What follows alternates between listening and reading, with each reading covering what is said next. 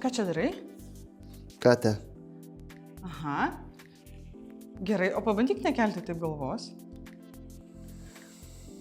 Ir kai darai katę, pirmiausia, dubenį suk po savim, tada jos mopas, dar laukia galva, tada stuburas lankstelis pas lankstelį ir tik tada nusileidžia galva, pasižiūri savo pilvą. Ir kai grįžti, tiesini nugarą, bet nekeli galvos aukštai. Geriau? Geriau. Čia tau dar tipsą parodau. Dėk va čia va pagalvėlę. Ir kai darysi katę, spaudi blauzdas, suki dubenį. Va.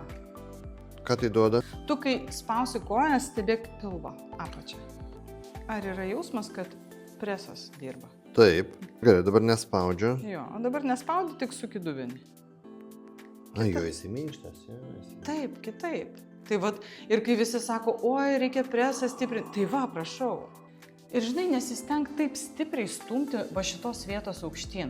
Visas akcentas - kojos, dubuo, juosmuo, šita vieta pas mus ir taip susikūprinus, o tu ją dar labiau keli į viršų. Tai pabandyk. Čia yra tas, žinai, ego, aš va dabar, tai jau va dabar aš padarysiu šitą pratimą ir man visada norisi šitą daryti. Tai va, tai dabar žiūrėk, neskubėdamas. Pradžiai pradedi spausti blauzdas, tada dubuo pasijungia, juosmuo.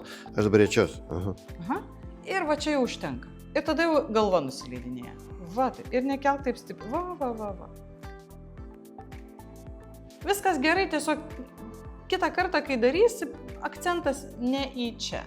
O dubuo, juosmuo, stuburas kažkiek ir toks... Gerai, aš visada galvojau, kad, žinai, vat būtent galbūt tas klaidina žodis katė ir aš matau tą katę, kuri... Taip. Ir visi sako, pasišiaušk stipriau, bet mes ir taip va tokie. Taip, aš dar vieną ką padarysiu. Padaryk.